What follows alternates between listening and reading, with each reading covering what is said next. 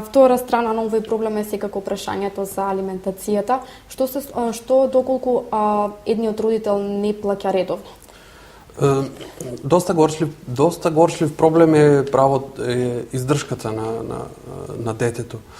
Тоа е исто еден горчлив проблем кој што потекнува од сегашниот систем, од сегашниот закон. Што се случува? Сегашниот закон фаворизира еден родител. Детето му доделува еден родител. Сегашниот закон фаворизира старателство. Сегашниот закон фаворизира само еден родител, еднородителски семејства. Сегашниот закон фаворизира дека другиот родител треба само да плаќа.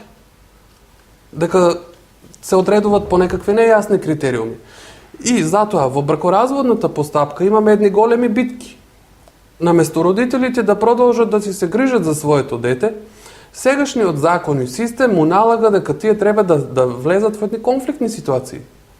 Затоа имаме едни големи битки во тие бракоразводни постапки. Кој ќе ги добие децата? Една безсмислена ситуација. Како да другиот веќе ги губи, како да едниот само ги добива, некои безсмислени ситуации. Другото кој што е доста недефинирана како ќе се одредува издршката. И затоа имаме случаеви кога едни деца добиваат 1000 денари, други 5, трети 10, некој ич. За жал, сегашниот систем е, кој што ги ствара тие конфликтни ситуации и родителот кој што не го добил правото на старателство, веќе така тие го примаат тоа, тие го примаат дека тие го изгубиле правото, и тие се засегнати, и се почесто го имаме случајот каде што родителите не сакаат да ја плаќат издршката. Тоа е исто така еден голем проблем. Детето е обесправено. Детето не го интересира дали родителите се карале или не се карале на детето, му треба да го продолжи неговиот живот, да му се покријат трошоците.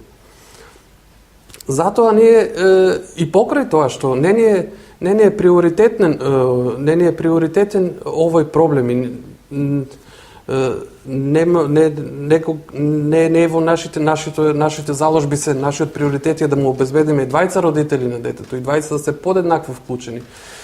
Ние досега направивме на барање на Министерството за труд и социјална политика, направивме една компаративна анализа со сите законодавства во регионот и законодавствата во Европската Унија. Направивме компаративна анализа како тие закони ги решаваат овие проблеми и како нашиот ги решава овие проблеми. Затоа, од таа компаративна анализа произлезе решение дека државата, дека може би еден модел е добар, дека државата треба да направи еден државен фонд каде што ќе гарантира дека секое дете од еден самохран родител ќе ги добива неопходните пари за издршка на тоа дете. Едното нешто.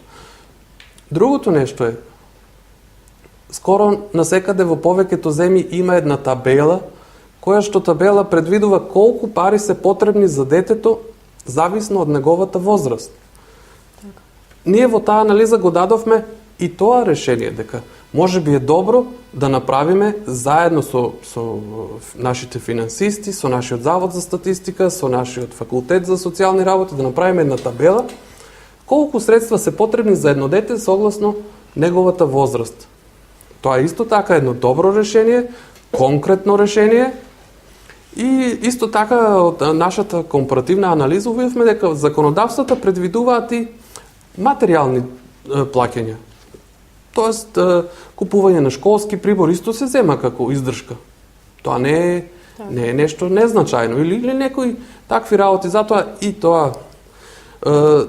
Друго нешто сакаме да исто да истакнеме дека има едни деструктивни сили, можеби екстремни сили во некои организации кои што пропагираат дека решението за издршката мора да се одреди зависно од процентот на платата или не знам како. Сметаме дека тоа се конфузни решенија, дека не се конкретни решенија и тоа се на штета на децата. Таквите решенија ќе продолжат и понатаму да генерираат конфликти и да генерираат несогласувања и незадоволства кај луѓето. Мораме да понудиме конкретни решенија и мораме сите заедно да бидеме конструктивни, бидејќи се работи во крајна сметка за децата. Така, но сепак тие се најважни. Промената на законот. Значи, ако вие доделите равноправен однос на 20 родители, тоа не значи само права. Така. Значи, автоматски ние ќе немаме проблем со алиментација. Кога детето ќе престојува кај 20 родители, кога родителството ќе биде поделени си врските, значи ќе немаме ние проблеми и тука околу таа алиментација. Така. Едноставно. Дури и сега, и тој родител кој што го добива старателството,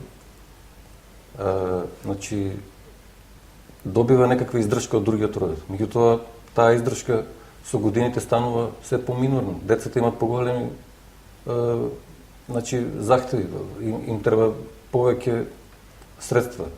Нивните потреби се зголемуваат. Така.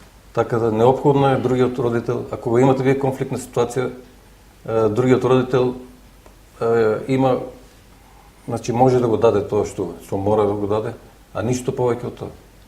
И кога имате конфликтна ситуација, имате ситуација кога го дава тај минимум и не учествува за инает на мајката, бидејќи мајката не го поштува нели таа процедура за видување тие денови и тоа време кое би требало да го детето да биде кај таткото и тука. А сепак сето тоа влие врз детето. Да. Значи кога би имали ни поделено старателство, сите овие проблеми би исчезнали. Значи на задоволство пред се на децата. И материјално, да речеме, и вид на материјално покривање на сите проактиви на децата и емоционални. Така. Ќе се надоврзам